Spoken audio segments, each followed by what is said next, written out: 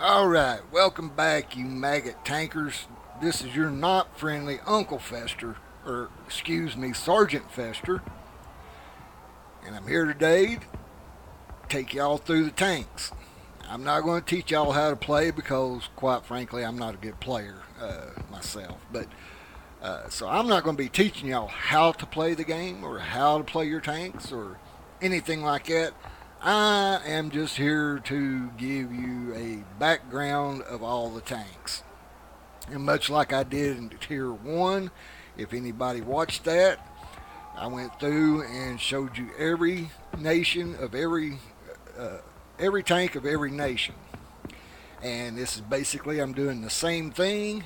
However, I'm not going to be able to put every nation up at the same time because in the more aged tank lines that's been in the game for a while have, quite frankly, way too many tanks to do a full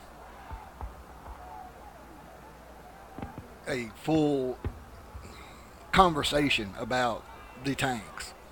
So what I've done in this first video here for Tier 2, we're doing Tier 2 tanks now. And what I've done is I've taken the most recently added countries. As you can see here, we have the Swedish, the Chinese, the Japanese, and the Czechoslovakian. And I've chosen these four countries because these are all the tanks that these four countries have in their lineups at Tier 2. So as you can tell, there's two Swedish Tier 2 tanks. There are two Chinese Tier 2 tanks. There are three of the Japanese Tier 2 tanks and only one of the Czechoslovakian. Alright, so let's get thrown in to it and see what we got here. Alright, we're just going to concentrate first off on the Swedish. Now you've got, in case anybody who's watching this don't know, you've got different classes of tanks. The little diamond, as you can see right here where my pointer is, those are considered light tanks.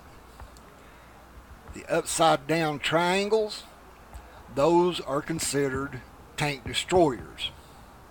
So the PVL-VV FM42 Swedish Tier 2 tank destroyer on one side, and then we have the STRV M38, a light tank, on the other. Alright. Now, it's not a fair comparison to compare which one of these two are better. Light tanks have a role. Tank destroyers have a role. Every tank has a role in the game of what they do. Your tank destroyers are more of a support tank. Most of them are. There are a very few tank destroyers that can actually be driven right into the thick and heat of battle. Now keep in mind, most, not all, but most tank destroyers only have a forward-facing gun. They do not have a turret. Some tanks in the game do at later stages, you'll see. But for the most part, most tank destroyers are a forward-firing gun only. And what that means is, aside from your gun traverse, which I spoke about in the first video for the Tier 1 tanks, your gun traverse is how much the gun on your non-turreted TDs will swing to the left and to the right. Now the gun traverse speed is how fast it will turn to the left and to the right, not how far.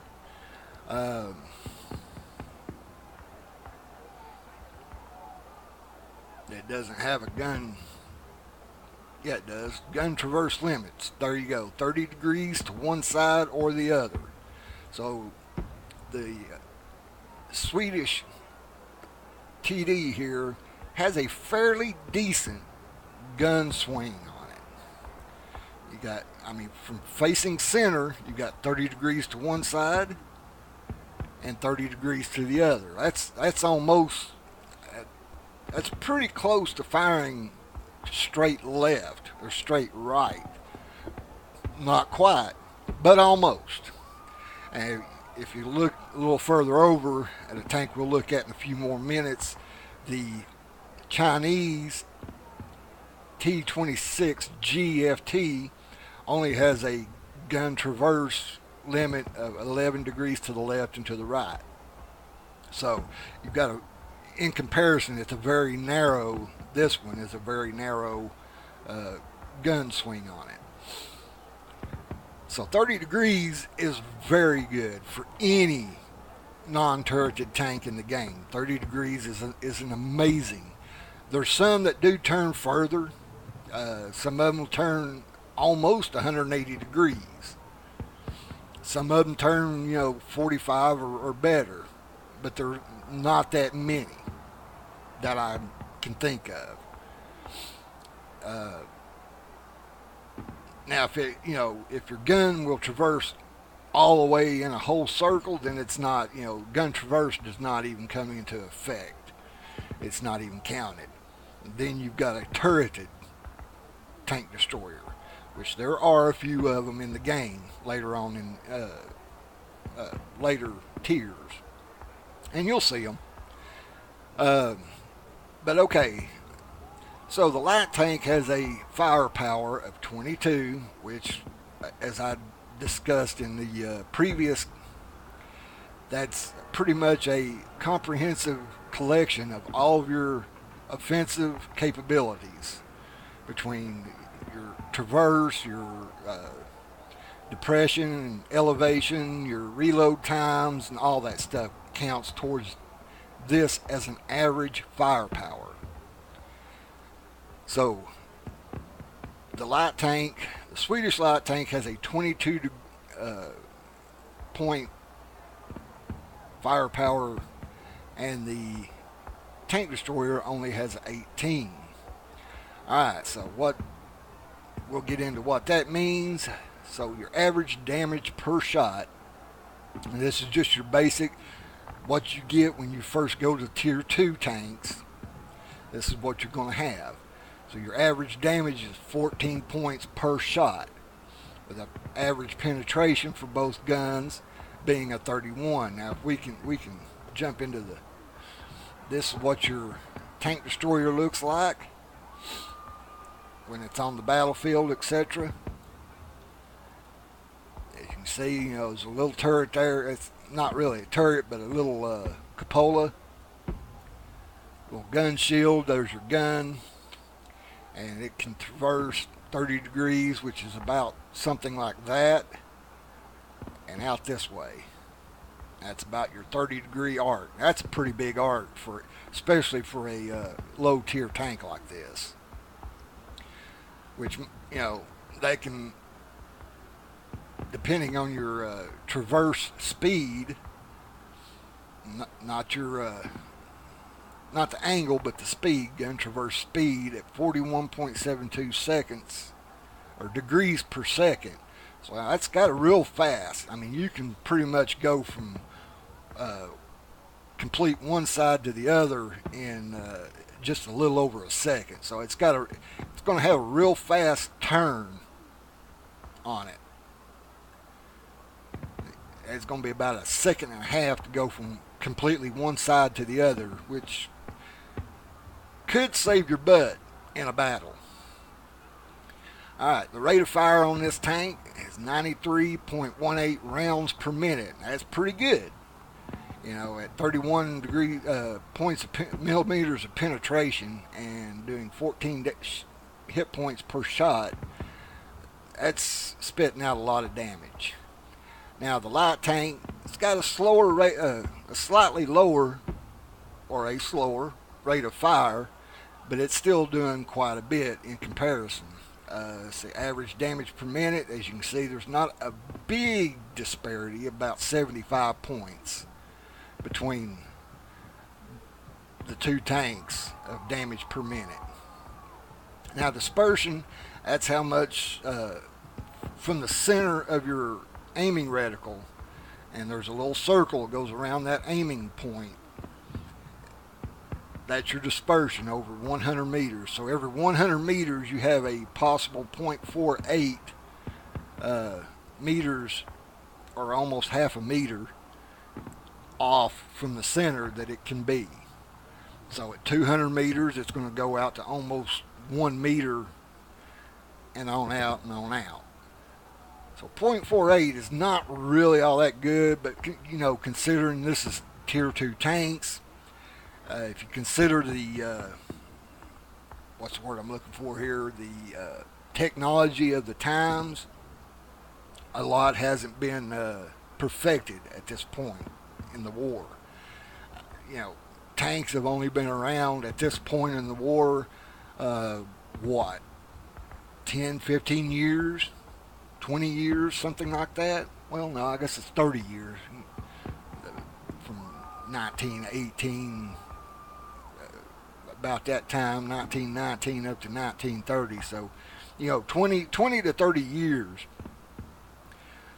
So there, as far as being a battle item on the battlefield, tanks are relatively new. I mean, they're still working on a lot of things at this point. There's your gun traverse speed. Now on the light tank you have a turret traverse speed of 33.38 degrees per second. So that's pretty quick turn radius. If you even look over here to the Chinese, where they only have a 25.03 degrees per second. It's tied up with the Japanese medium. See, this little bar here looks like two little bars in a diamond shape. That's called your medium tanks. So of all of what we got here, they're mostly lights and TDs with a couple of mediums. There's one medium, and there's the other medium. So Japan has the only of these 4 countries. Japan's the only one that's got medium tanks and a light tank, but they have no tank destroyers. Of course, the Czechoslovakian have only got one tank option at tier 2. And survivability of the Swedish tanks, you got 2 and a 3. Of course, the best out here being the 2 medium Japanese tanks, tied with the Czechoslovakian tank. And that's a combination of all your armor and hit points averaged out. So there you go. The hull armor on the Swedish TD, as with most all TDs, relatively low. The light tanks, they're usually got low armor also. They rely a lot on their speed. Speaking of speed, we'll get into mobility. Now, the Swedish tank destroyer has a pretty good jump on the Swedish light tank as far as mobility. It's about 4 tons lighter. It's got a lower engine power, horsepower, than the light tank, but its specific power, or its horsepower to tonnage, is almost a whole horsepower, 1 horsepower higher, almost 1 whole one. So it's the TD's top speed is 50 with a reverse of 20. The light tank top speed of 45 with a reverse of 18. Now, this is your tank traverse speed, or how fast you can turn the entire tank. And when you put your turret traverse and your tank traverse together, a lot of times you can spin both in the same direction, and you can take out other tanks if you've got good high traverse speeds to get put combined together. All right, siege mode is something that is country specific right now. That only the Swedish have siege modes, but they're on higher tiered tanks. Actually, they're higher tiered tank destroyers to be exact. And if you've watched any other videos from other YouTubers, you will have seen how they operate. And basically what it is, they can lift up the rear of their tank, like they'll hide behind a hill, hiding the majority of their tank, and they'll raise the rear of their tank up to where their gun can just peek over the hill and see what's down below. But like I say, if you watch other videos on people who's done reviews on those tanks, you'll see how that works. But at this lower tier, that's not anything that you need to even worry about. And then concealment. The TD's got a pretty good concealment. Looks to be like it's second best of all the tanks compared here. Only the Chinese TD being slightly better. As you can tell, with all the red numbers, it's popped up above all the other tanks except for the Chinese tank destroyer. That's how you compare a lot of those notes. As you can see, if I hover over the Chinese tank destroyer, everything else pales in comparison to some degree or another. So the Chinese tank, the T-26 GFT, has got the best concealment overall with 365 points, and that's quite a jump above anybody else. That's almost 100 points over the Japanese and the Czechoslovakian. Only one that's better, well, or close to it, is the Swedish TD with 341. So it's not too far off. As you can see, it's just 24 points difference. All right, that's your concealment spotting. It's all going to be pretty low. The Japanese have the advantage on spotting overall with 359 points for all their tanks, and that's because of their 300 meter view range on all their tanks. Plus, two of them's got better radio signal range, which boosts. There's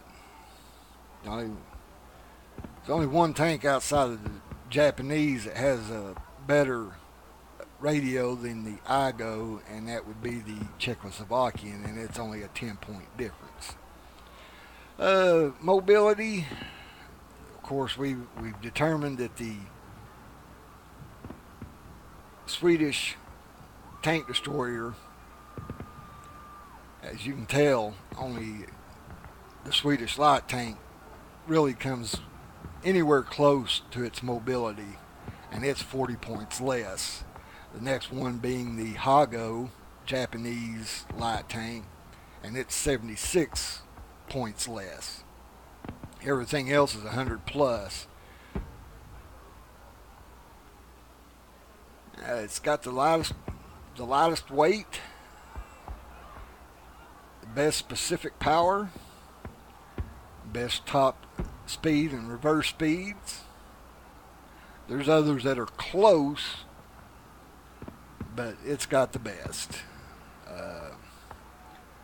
Survivability, the Chi-Ni, the second Japanese medium tank's got the best survivability with 190 points, 190 hit points. It's survivability of a 4. That's because it's got the best armor of all the tanks in this tier of this comparison. That's not including the American, the British, German, Russian, French.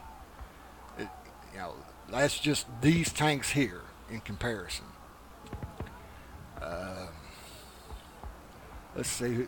As far as firepower, the Igo or the Chiro, the first Japanese Tier 2 medium tank, it's doing 36 points of damage per shot with an average penetration of 75 millimeters, which way outdoes everything else.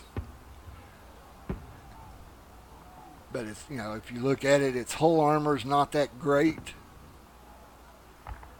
Its hit points are, well, about the best, almost the best. Only the other medium tank has more hit points.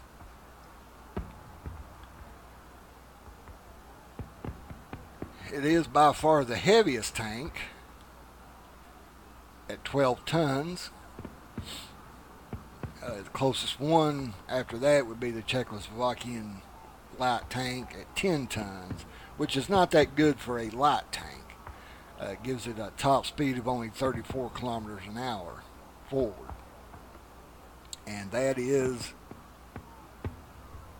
almost the worst, not quite. The Chini has a lower top speed.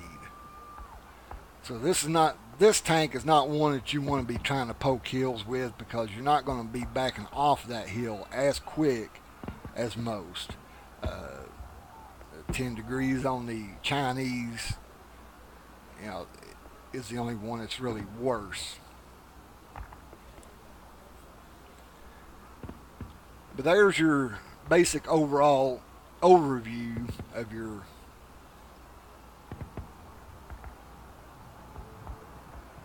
lower populated countries' tanks. But as I was going over, you got the different styles of tanks. The other 5 countries that I will do videos on later have a greater variety of tanks.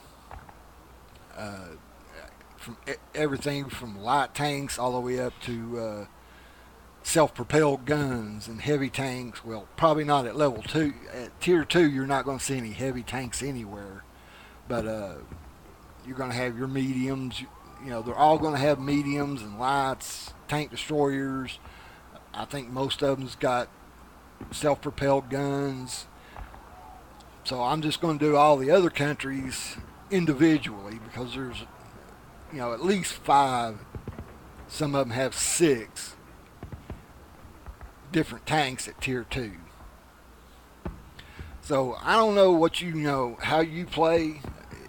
A lot depends on how you play. You ought to start kind of looking at how you play. Are you aggressive? Are you not timid but cautious? Are you cautious? Are you kind of average between aggressive and cautious? Kind of a mid-style player. Figure out what your strengths are. Are you a quick thinker? Do you require a little more time to think about your situation? Are you watching your mini maps? And the mini map in your game is generally going to be down here in this area. If you'll watch it, it'll tell you a lot about what's going on the whole battlefield, and it'll allow you to think about what you're going to do next,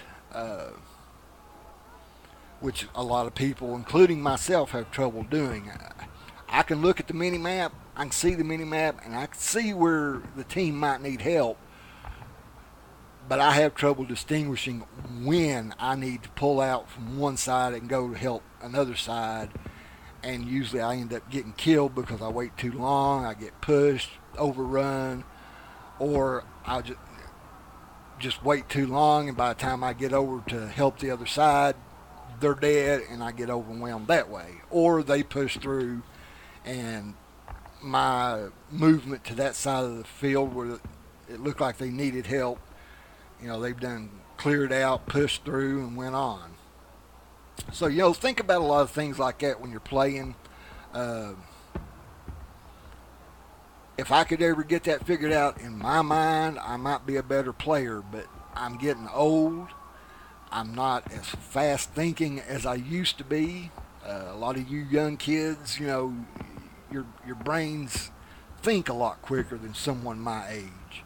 I'm old enough to be a lot of you guys and girls' grandfather. I'm not going to divulge my actual age. It's not important. Just know that I am old enough to be a lot of people's grandfather in this game. And I know there's people that are older than me that play this game, and they may not have the same issues I do. I don't know. I'm not militarily trained, and I don't think military training really has that much of an effect on this game. I could be wrong. There's a lot of chaos in the game. People doing, I hate to say this, but that do stupid things. There are people that do amazing things, no matter their skill level. I've pulled off some things in the game that just blow my mind after I think back on it and what I actually did. I'm like, how did I get away with that? If I could do that consistently, I would be a better player. But I haven't developed the knowledge to do that yet. I don't know if I ever will. I just try to enjoy playing the game, and I hope you guys enjoy playing the game, and I hope y'all like this video. I hope it helped out a little bit. Just giving you a side-by-side look at the smaller countries, not smaller size-wise, but tank option-wise, smaller. There's only 2 Swedish Tier 2 tanks. There's only 2 Chinese Tier 2 tanks. There are 3 Japanese and only 1 Czechoslovakian. If you watch some of the more professional players or better players, however you want to look at it, they'll be able to give you more insight on how to do certain things in the game, or when to do certain things in the game. I've tried to do that, and I end up getting my butt kicked. I don't know. I don't have the timing right somehow. But I hope y'all enjoy the game. I hope this helped out a little bit, giving you these insights to the tanks. I can't tell you that this tank is better than this tank.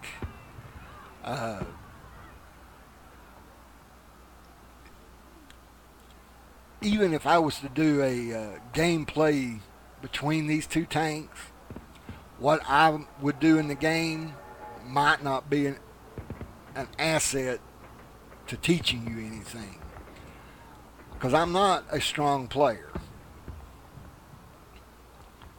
But you just figure out what your style is, figure out what means more to you. Like I said, look over all these things. If you bring these tanks into the comparison like this, anything that's green is the highest of all the tanks compared. Just because one tank has more green items than any other of the tanks doesn't necessarily make it the better tank. A lot of that has to do with your play style.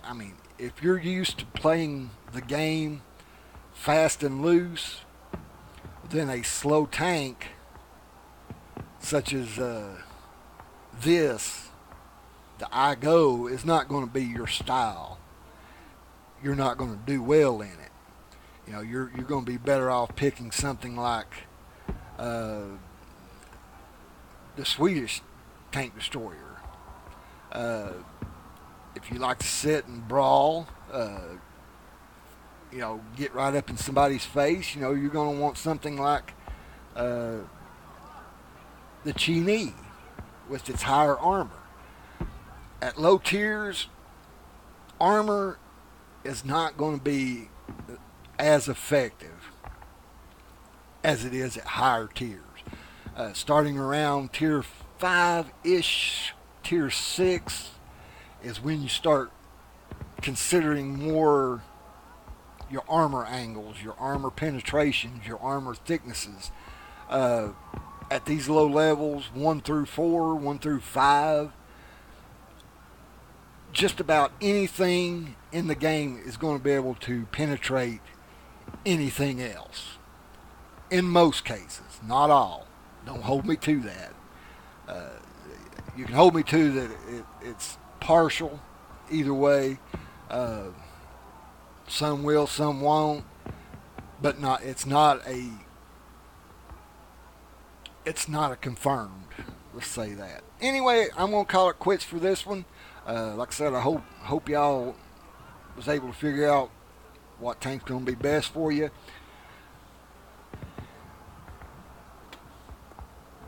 Y'all enjoy the game. This is your friendly Sergeant Fester, and I'll catch you guys in the tank world later.